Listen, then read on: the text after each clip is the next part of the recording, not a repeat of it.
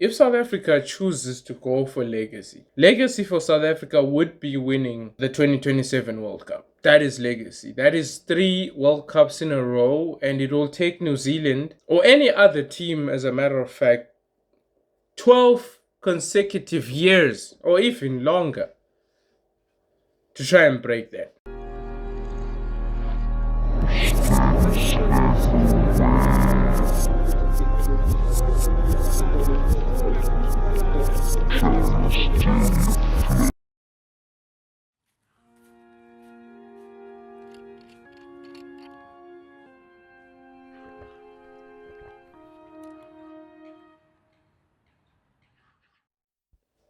Yo, welcome back to the reaction channel. Today we're going to be talking about the latest news that has been confirmed that New Zealand will be traveling to South Africa in 2026 to embark on an old style tour.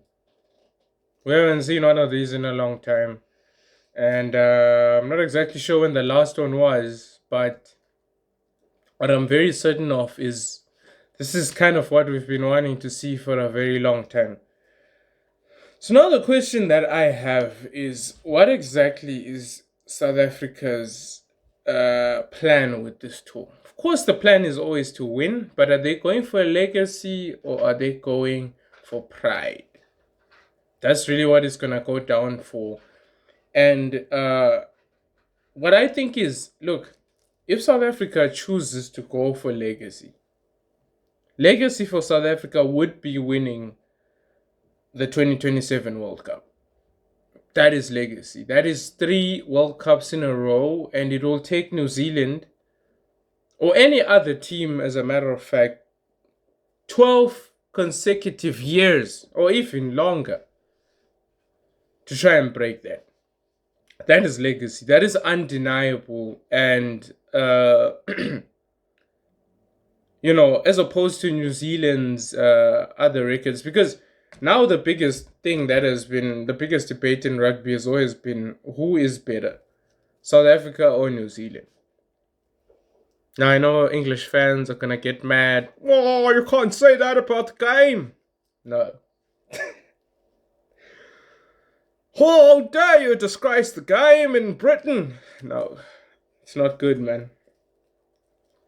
They both have the most World Cup wins combined. In fact, if you take out those World Cup wins from New Zealand and South Africa, you basically have a few World Cups. The history of World Cups. And we've had a lot. South Africa have won 4 World Cups. And they're going for their 3rd consecutive one. And if they do that, they have 5 in total. But what I think is more of a legacy winning the 2027 World Cup, what would prove more to be a legacy is back to back to back. That is hard to do. And that is hard to beat over an extended period of time. Like the way they've managed to build the depth, bring in all the players with experience, a good mix of young guys and not so young guys. And this is their opportunity. They're playing New Zealand and South Africa, and they're going to play 4 test matches. I do believe they're also playing an additional 4 test matches where they will play the following sides: the DHL Stormers, MS Lions, and I think they're playing Lions, they're playing Stormers, they're playing Sharks, and they're also playing the Bulls. So it's 4 games, but I don't think they should play the Lions, to be honest, because the Lions are not good. In fact, I read a comment section recently. One comment was like, I think the Lions need to combine with the Cheetahs to form Cats. Cats, that's what they need to call that side, because right now the depth is not looking good on the Lions. And I kind of agree, but I'm more worried about the Sharks, because, bro. But they're both going to have opportunities to play an All Black side. And they're probably going to get cooked. Let's be honest. But it's very important to note that this is a very important tour for South Africa. The strategy that they're going to have to employ, I'm not an expert, I'm just letting you know. The strategy that they're going to have to employ, at least in my opinion, is they're gonna have to put in a lot of the young guys and just throw them under the bus. Just start a whole bunch of guys with no caps. That's what they need to do. As much as they want to win this, it's going to be more valuable if they bring in those young guys to play these test matches so that in 2027 they have hunger. Because I think the biggest problem now with the Springboks, they're doing very well. Don't get me wrong. The last 2 games, very, very good. But they lack hunger. They do not have hungry boys. They have veterans that are about to become centurions. They have a lot of people with experience. And although they're still good players, they don't want it the same way they've always wanted it.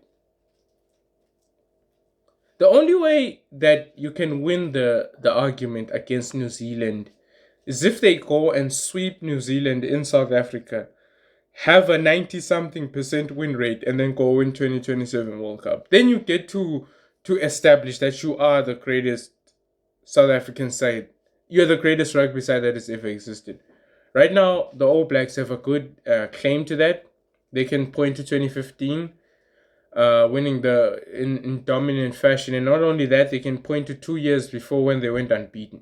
The only professional side in the international era to do so. How do you go unbeaten? 100% wins. They didn't lose anything. They went to the US.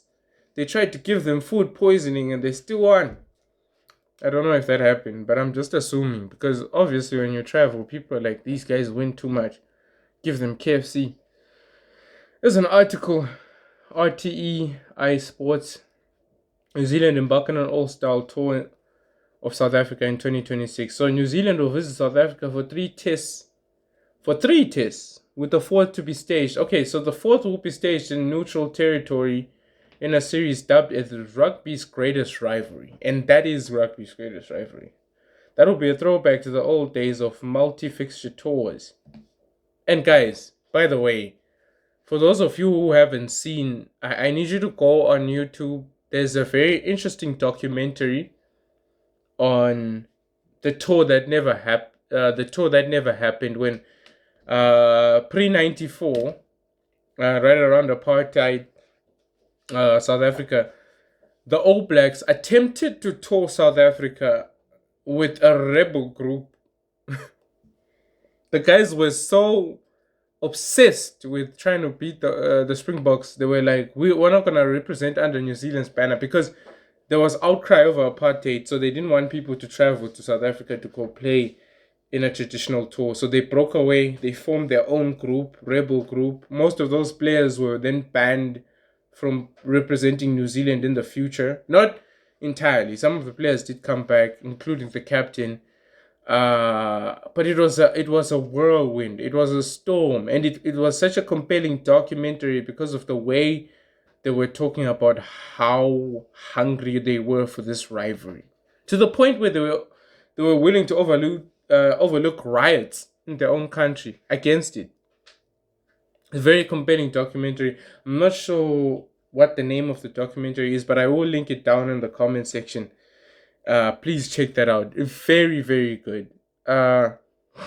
Anyway, the All Blacks will take on 4 South African provincial sides. Fixtures to be played in August and September, replacing the Rugby Championship on the Southern Hemisphere calendar, which will return in 2027. So I'm guessing there is no Rugby Championship next year. Why? Weird. The venue for the 4th test in a neutral stadium has not yet been released as New Zealand visit all 4 South Africa for a multi-fixture tour for the first time in 30 years. The Springboks will make a reciprocal tour to New Zealand in 2030. Interesting. This is going to be something huge and something this generation will never forget, Springbok captain Siya Kolisi said. I bet it will not. These are the tours we've only heard of. To experience, this is the first time where, like the British and Irish Lions tour, is unbelievable for us as a group. All Blacks captain Scott Barrett is also looking forward to the contest, despite a record 43-10 loss to Springboks in Wellington this year. Well, as you know, when we're talking about New Zealand, none of that means anything. Every time you play New Zealand, you've started again. Back to zero. Same thing with South Africa. Every time you play South Africa, you start it again. Doesn't matter what happens, it's the last game. The South African side that will show up on the day is a completely different side. Mentally, physically, everything. The intensity is right up there, and it's shaping up to be one heck of a tour. The format will be great, and there'll be a whole lot of excited fans watching from home and traveling with us as well. We are looking forward to it. The All Blacks will also be up against provincial teams as they kick off the tour with a fixture against Cape Town based Stormers on the 7th of August. Now, I did find that interesting that the first fixture will be against the Stormers. So I'm guessing right off the bat, New Zealand want to establish like dominance and they want to face probably the best. I would argue the Stormers are the best team provincially or club side in South Africa. Now, obviously, there's Bulls players going, what the hell? Bulls are next, I think. And they're going to play the Lions in between some of the Springboks tests just so that they can get straight into it. And I think it's a great strategy to start with the guys like that. As you can see, they'll face the Sharks in Durban on the 11th and then the Bulls in Pretoria on the 15th, ahead of the first test against the Springboks at Ellis Park in Johannesburg.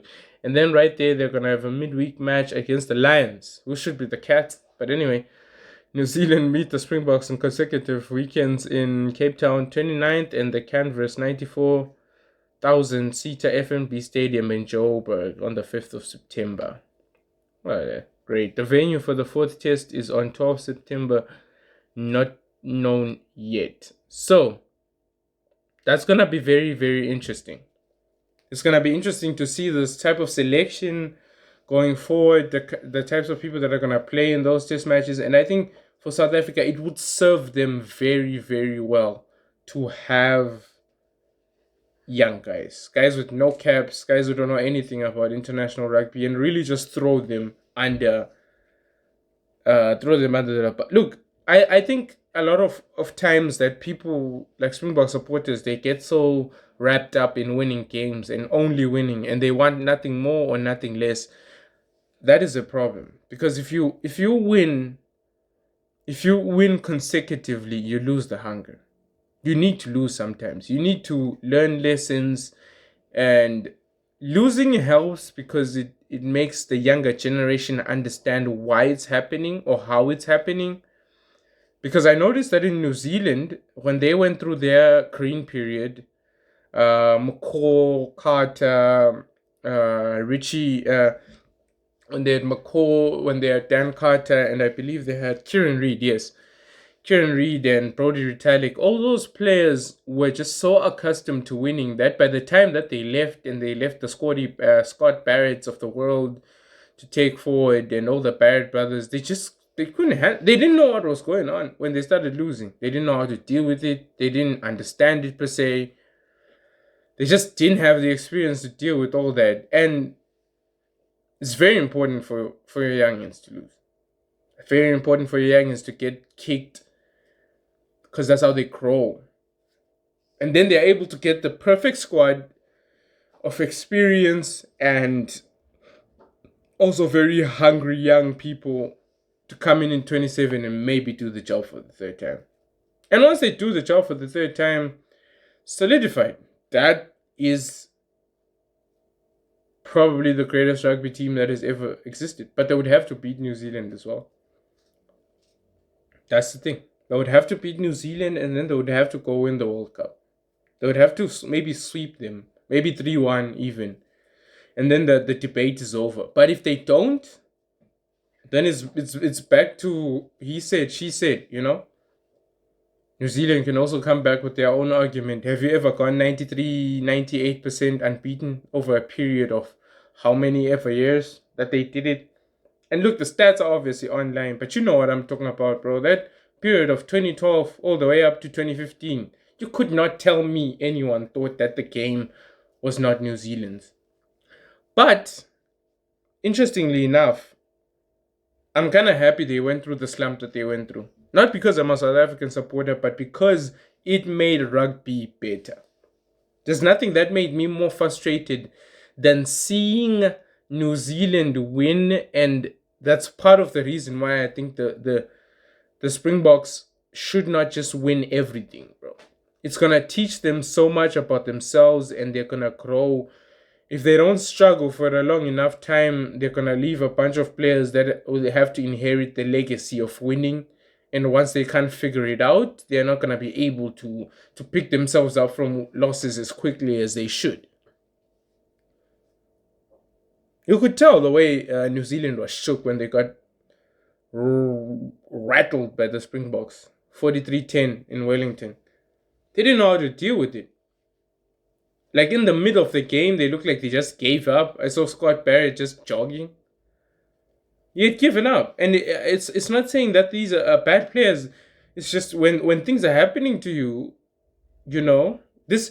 You guys all forget that the Springbok side that's playing now, the one that everyone loves, supports, and thinks is unbeatable, is from the same skeleton that took 57 points unanswered in Cape Town. 57-0. Just the same side that's making up this side. Or at least some of the core players played in that game. Etzebeth and all those. They all know what it looks like to be in the backhand of a serious clapping. And it's important for your side to go through that. Also, it keeps rugby exciting, competitive, and interests a lot of people. That's why they dub it the greatest rivalry in rugby history. Because as much as New Zealand have won all those games, they can't, like even New Zealand supporters cannot confidently say without a shadow of a doubt, they are the greatest team ever. Simply, they are not. And they know this because when they look into the Springboks' eyes, every other supporter will tell you, nah, man. Nah, man. We're gonna have to argue. We're gonna be here all night arguing about this. 4 World Cups. How many World Cups do you have? And then you go back to back to back and you sweep them. But again, it's better if they don't. So they're gonna have to choose. This tour is gonna go down to legacy or pride. Pride?